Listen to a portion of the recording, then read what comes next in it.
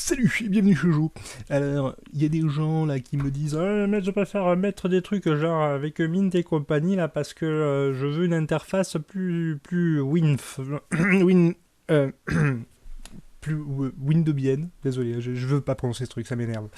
Euh, c'est bien joli, mais alors déjà Mint, je vous rappelle qu'il met jamais les paquets de sécurité à jour parce que soi-disant la stabilité est plus importante que la sécurité en informatique, c'est original comme concept. Bref, si vous voulez le bête menu, alors soit vous pouvez passer en mode GNOME classique sous Ubuntu, hein, qui vous remettra l'ancien GNOME avec les menus applications et compagnie, soit vous pouvez garder les avantages absolument indéniables de l'interface GNOME Shell, hein, pour les gens qui sont pros, qui veulent vraiment travailler avec des grands écrans modernes, y compris des formats non standards comme le mien, qui veulent travailler, je vais vous donner un petit exemple. Pourquoi utiliser GNOME? C'est tout simple. Vous voyez, si je vais dans l'angle là, hop, voilà, là j'ai ma liste de bureaux avec la molette, je me déplace entre.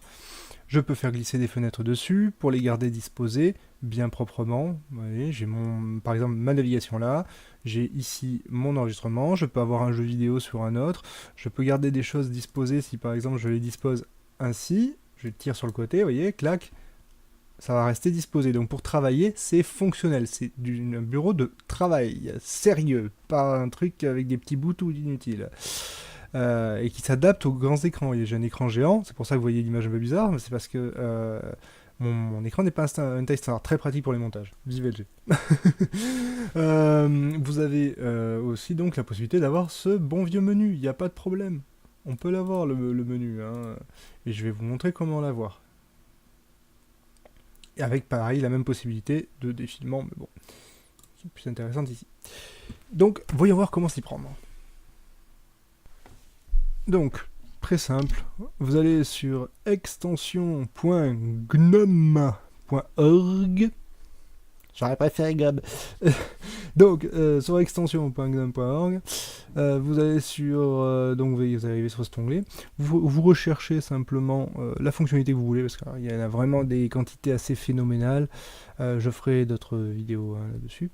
Donc, vous allez chercher GNOME Menu et vous cherchez GNOME Menu, parce que bon, vraiment c'est mon préféré, le plus simple d'affichage de l'extension qui marche bien, qui a priori ne fait pas de bugs, etc. GNOME Menu. Là, vous voyez qu'on a simplement à activer ou désactiver, hein, un petit bouton. Et à côté, on a les paramètres et la suppression. En dessous, attention, vous voyez, il y a un mec qui avertit que sous Ubuntu, il y a GNOME Menus n'est pas installé par défaut, donc on va simplement le rajouter, c'est très simple. On va aller chercher l'application terminal. Donc on peut taper, terminal, ou CTRL ALT T. Attendez, bougez pas, je vais fermer celui-là. CTRL ALT T, hop, bon, un terminal. Là, on va faire sudo apt install gnome menus. Attention, il y a un trait d'union et un S à la fin. Sudo apt install gnome trait d'union menu au pluriel. Entrée, on tape le mot de passe. Et on refait entrée. Et voilà, c'est tout. Entrée, mot de passe, entrée. Donc, maintenant, on peut activer, désactiver ce truc-là. Donc, si vous l'aviez déjà activé par erreur, il suffit de redésactiver, de réactiver. Hein, ça va apparaître, le menu, il n'y a pas de problème. Hein. La configuration. La configuration, c'est assez simple. On a là le premier bouton que j'aime bien, qui permet d'activer, désactiver l'angle magique, on va dire, qui nous permet d'avoir directement, hop, vous voyez, à disposition des applis, sans avoir besoin d'aller cliquer où que ce soit, juste d'un geste de souris, c'est pratique. View button, c'est le bouton visuel, ou je ne sais pas comment ça va être en français, mais c'est dans le même ordre de toute manière. Vous permet d'avoir simplement un menu view dans l'angle, voilà, pour cliquer dessus au lieu de se déplacer, je vois pas trop l'intérêt. Apps menu, c'est pour avoir la liste d'applications, c'est pareil, avec notre menu bien rangé, je vois pas du tout l'intérêt non plus. Justement, on met ce menu pour ça. En dessous, on peut choisir le titre du menu.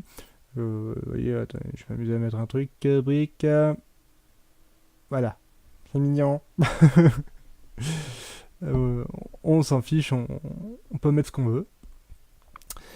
Vous avez donc là, bah, c'est à disposition. Les raccourcis, alors les raccourcis, moi je m'en sers pas parce que j'ai une autre extension que je vous montrerai sûrement dans une autre vidéo.